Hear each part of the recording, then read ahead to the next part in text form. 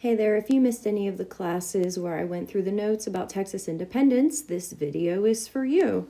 If I were you, I would put a split screen up. You can have this video on one side and your PowerPoint slideshow on the other side so that you are seeing them side by side. You're going to fill in the blanks, and if I were you, I would highlight as we go as well. If you don't know how to highlight in PowerPoint, you can use the draw feature. There's a highlighter in there, and then you can just highlight whatever you want with your finger or your stylus. So the video that I asked you to watch was attached to the Monday, February 1st Schoology page. It's 5 minutes. If you haven't watched that yet, please watch that before you watch this video. You can pause this now and come back to it later. And at any point, if I'm going too fast, you can pause it if you need to get caught up on the notes.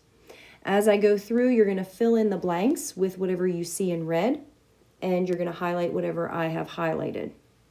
In 1821, Mexico won their independence from Spain. Up until this point, the Spanish Empire controlled all of the territory west of the Louisiana Purchase and south of the Oregon Country, going all the way down into Central Mexico or Central America and even down into South America. They really controlled a lot of territory. But the Mexicans wanted to follow our example and win their independence and become a sovereign nation, which they successfully did in 1821. And they successfully set up a democratic republic in 1824, which included what we now call Mexico today, but also Arizona, California, Nevada, New Mexico, Texas, Utah, plus parts of Colorado, Kansas, Oklahoma, and Wyoming. The original Mexican nation was huge compared to what it is today. Here's a map showing what it looked like. The territory that you see at the top, which is yellow, and then the adjacent territory, which is orange, is all part of the United States now, but it was originally part of Mexico. So it was a pretty big country, very big country. The Mexicans wanted people to come live in those northern territories, especially because they were so sparsely populated. So when they became a nation, they actually invited Americans to come live in Texas. They thought the Americans were very good at developing undeveloped land, so why not invite them over? They promised them free or cheap land in Texas. The only catch is that any Americans who came to live there had to follow American laws, and they had to become Mexican citizens. But that was the problem. Americans did not want to obey these stipulations. Certain laws the Americans didn't like. For example, they did not want to convert to Catholicism, which the Mexican government was requiring them to do. They did not want to free their slaves, which the Mexican government was requiring them to do. And they did not want to relinquish their citizenship in the United States to become Mexican citizens. So the Americans who came to Texas kind of wanted their cake and eat it too. They wanted to live there and get the free land, but they didn't want to follow any of the rules. And this is where we run into problems. The president of Mexico at the time was Antonio Lopez de Santa Anna. You want to fill in Santa Anna on the line, and that's his picture that you see there. He was their president. He was also commander of their army, and he acts like a dictator. He is very, very strict. He is not a compromising man at all. He's not the type of guy who's going to meet people in the middle. What he says goes. And when the Americans start to refuse many requests that they follow the Mexican laws and become Mexican citizens, he decides to escalate the situation and crack down.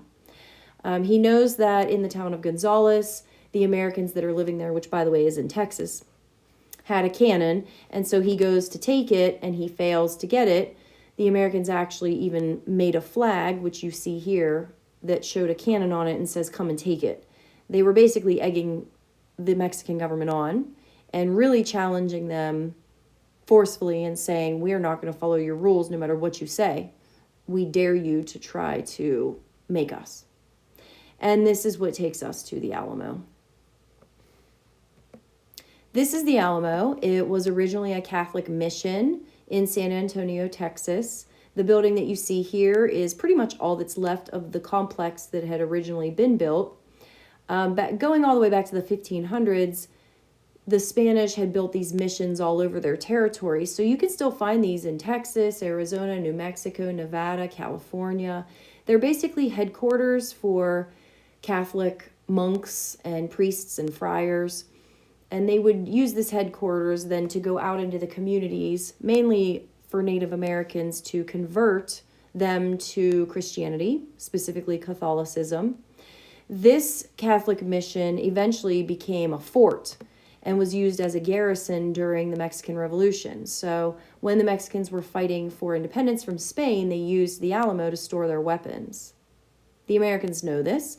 It's in Texas, which is where the Americans are located, and they decide to use this to kind of bunker down. They'll have weapons. They will be protected because it is a fort with a wall around it. You don't see that here now, but that's what it looked like before. And so it is a pretty good location, actually, to hunker down and wait for the attack. They know that the Mexicans are coming, and they figure this is a good place to try to fight them off. Here is an image of what the Battle of the Alamo may have looked like. This is a rendition that was painted after the fact, obviously. And you can see that it is a major complex. It does look like a fort with walls and everything. The building that you just saw in the other image is just one of the buildings in this complex. The Mexican army has them surrounded. It's the Americans that are on the inside. And you can see in this painting that the Mexican soldiers have breached the walls. They're climbing up over the walls, and they are getting inside to fight the Americans. And that is basically what happened in real life after a 13-day siege. So let's look at the details of the Battle of the Alamo. There were 200 Americans inside, and there were about 1,500 Mexican soldiers on the outside. You'll see numbers that vary, but in my reading of the resources, these are the numbers that I've landed on. So the Americans are definitely outnumbered, but it's not impossible. Military historians have looked at the situation and said, given the fact that they were in a fort with ammunition, they were in a fortified position, they actually did stand a chance to fight off these Mexican soldiers.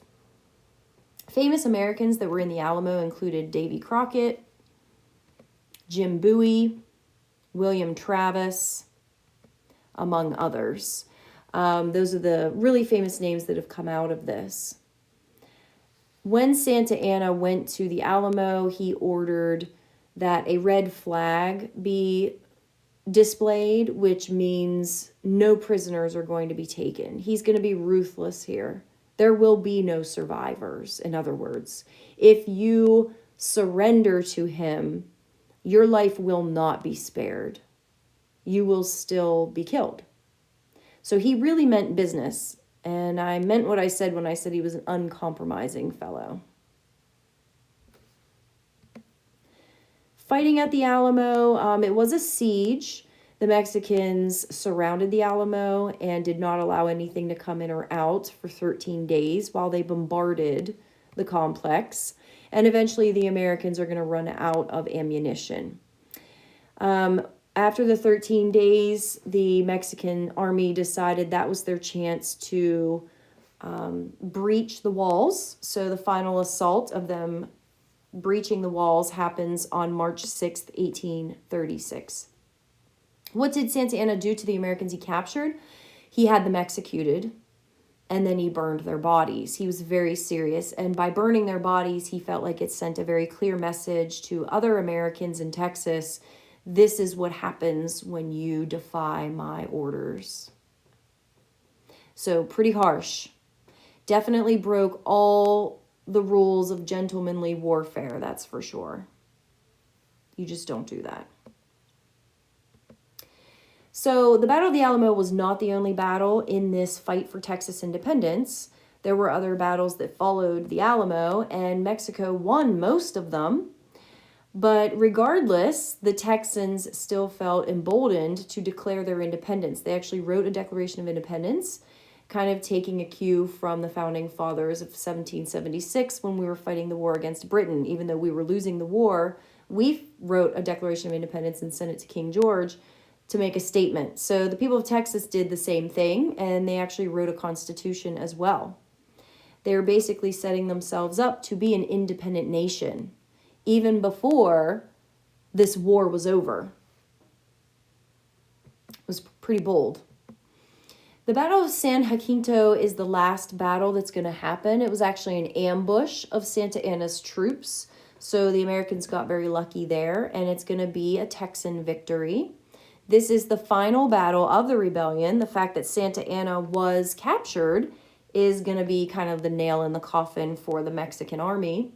Santa Anna was forced to sign a treaty, and in that treaty, he recognizes that Texas is now an independent republic. This did not go over well with the Mexican people, by the way. They're going to be very upset with Santa Anna for signing this treaty. The government never authorized for him to sign this treaty in the first place, and they feel like he gave up too easily, and they view him as a coward. And actually, when he does end up going home after all of this is over, they banish him into exile on the island of Cuba. But he'll be back. We have not heard the last of him. So Texas becomes an independent republic. That means they are their own nation, independent of anybody else. Mexico doesn't own them. Spain doesn't own them. The United States doesn't own them. Mexico's really not happy about this. They refuse to recognize Texan independence, and they say that Santa Anna definitely was not representing them when he signed that treaty. And at the same time, the United States refused to annex it. Annex means you add territory to your own. And the reasons they gave were that they didn't want a conflict with Mexico. Since Mexico was not admitting that they lost Texas, the United States figured that would only cause problems with Mexico if they claimed it. And they also did not want to upset the balance between free and slave states. We've seen that scenario before back in 1820 when Missouri applied to become a state, remember? We knew that it would have upset the balance between free and slave states, so we let Maine come in to keep that balance. But at this point, there was no other territory ready to become a state, so letting Texas in would have upset the balance. And so that was another reason at the time the United States government said, yeah, we're not really interested in adding you to our nation. You can see the borders of the original Texas Republic here in yellow. And it is bigger than what we now call Texas. So just wanted to point that out. The original Republic of Texas was bigger than the current state of Texas. So that's the situation. They're sort of caught in limbo. They're not part of Mexico. They're not part of the United States. They're actually just going to be an independent republic on their own, like their own country. And that's going to last for about 9 or 10 years. Until they are actually added as a state in the United States. So a little bit of trivia for you there. Texas was actually its own independent nation for about 9 years. Pretty interesting. I guess that explains their independent streak today. All right, if you have any questions, let me know. But that's basically the short story of how Texas got their independence from Mexico. And there is a link on the Tuesday, February 2nd page. Is about an 8-minute video to take you on a tour of the Alamo. It's pretty interesting. I would like you to watch that if you haven't watched it already.